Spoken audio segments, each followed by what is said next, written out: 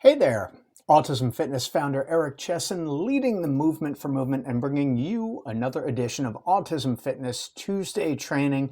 And before I get started, of course, please definitely subscribe, and share this video with anybody for whom you might make a difference, and the video might make a difference in their fitness or adapted PE programming or general PE programming for the autism and neurodivergent population. In this edition of Autism Fitness Tuesday training, I'm going to be talking about some general themes, a lot of the things that I've focused on in 2024, and definitely some things that we'll be focusing on in 2025 and ongoing. Some things that, while not necessarily new to the realm of autism fitness programming, things that are of a particular level of importance in our programming, in our consideration. And I'll start with one of the philosophical points that I think is really, really important. And that is making exercise and physical activity meaningful for our autism and neurodivergent life skill athletes. And what I mean by that, the most common question that I get around fitness programming, not even the exercises themselves, not even programming structure, not even progressions, modifications, is about motivation. And the question is usually phrased or formatted as, my kid or my teen or my adult hates to exercise. And while that may seem on the surface to be the case, we really need to break down what exactly is happening for that athlete. And that's where we utilize the practice of empathetic coaching, which means understanding as best we can the situation from the perspective of that individual. Now, when we talk about exercise being meaningful, the big three motivators of general exercise are typically body composition, better performance in sport or some other physical activity, and the third one is developing better life skills or translation to safety and efficacy in daily living. And I covered all of these three extensively in a previous video.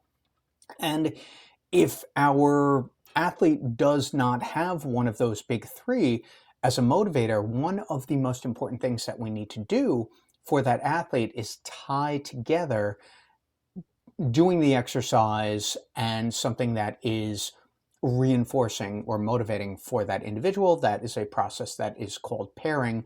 That is a highly successful aspect of our programming system, because then the athlete is associating the exercise with something that they are either enjoying or something that is motivating for them. Eventually it's kind of that first this, then that contingency, and eventually the exercise itself can become reinforcing as well, both in the situation and when it's generalized to different environments and activities.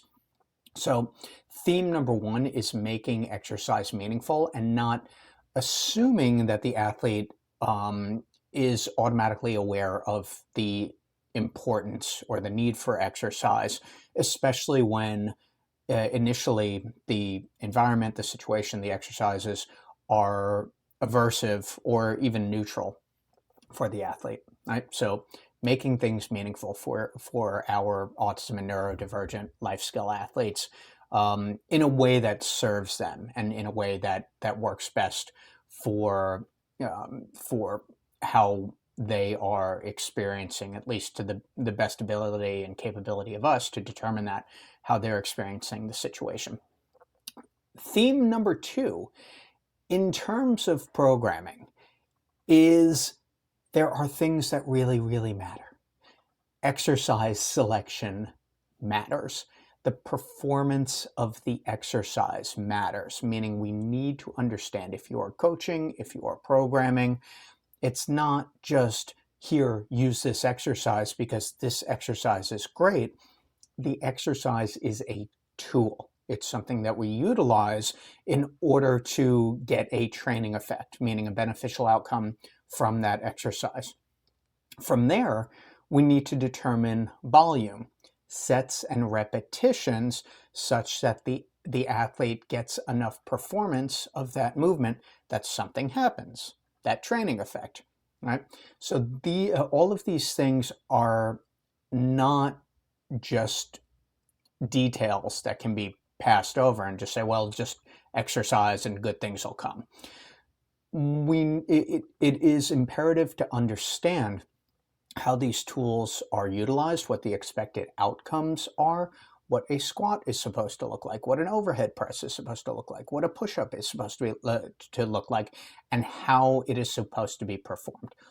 Is there individual differentiation in there? Sure, little nuanced stuff, right? But when we talk about the effectiveness of these exercises, it's not just the exercise, it's the performance of that exercise. Now, what do we know about many of our autism and neurodivergent athletes?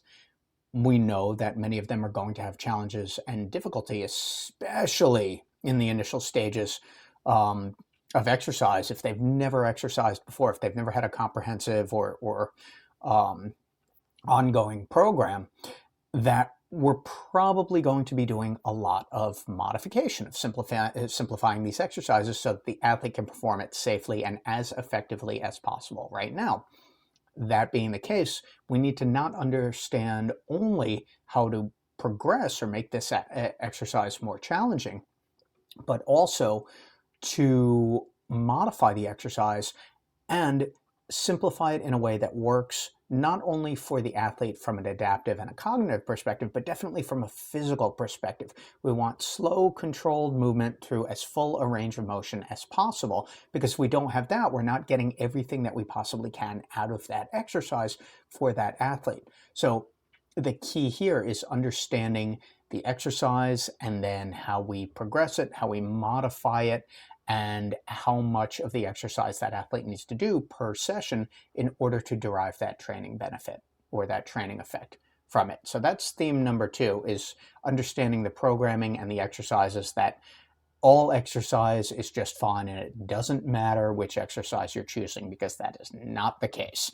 If that were the case, we could say, oh, a screwdriver could handle any task, or a drill could handle any task, or a tape measure could handle. No, each thing is for a particular purpose. So understanding the underlying purpose for each exercise. So that's number 2. Number 3, when we get into programming, strength exercises reign supreme as the foundation of our programming.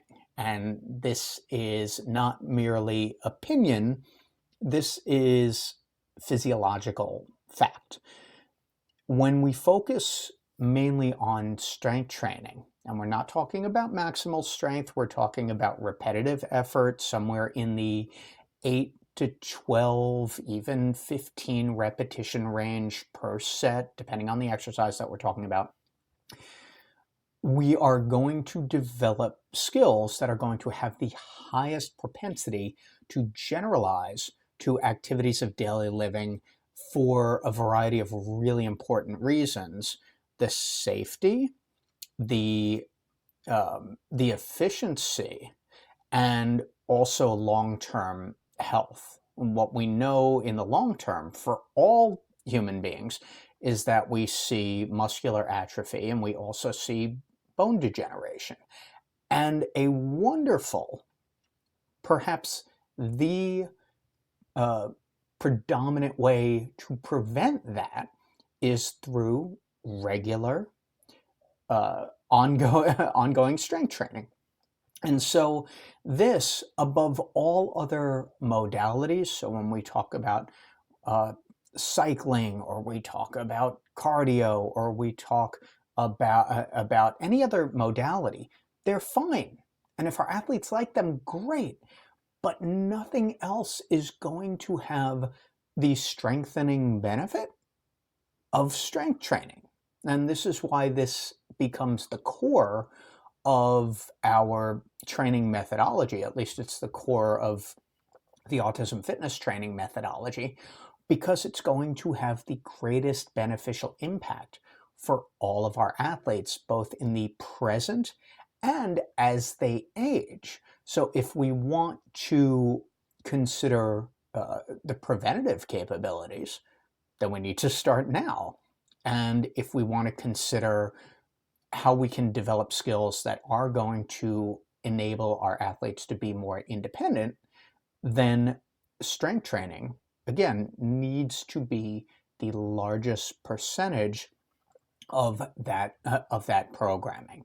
And it has to be performed often enough, not once every 2 weeks or once every 3 weeks, because that doesn't provide enough frequency.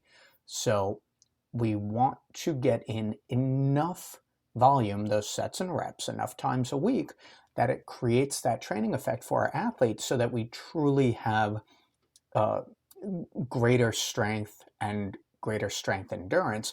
And this also, if we wanted to wrap up core training into this, we don't necessarily have to isolate the abdominal wall in order to incorporate core training for many of our athletes. I've done separate videos on that as well. What we need to do for all of our athletes is incorporate training that includes all of the major movement patterns: squatting, pushing, pulling, carrying, hinging. And when we have at least 1 or 2 exercises for each one of those movement patterns, and we have that repeated effort in each session, then we are starting to really develop those strength skills and see them generalize. So to summarize all of this, 3 of the biggest themes that I've covered in 2024 that are going to be continuing on in 2025 is the meaningfulness and building meaningfulness for our athletes in the programming. And we do this through our positive behavior support and in our coaching.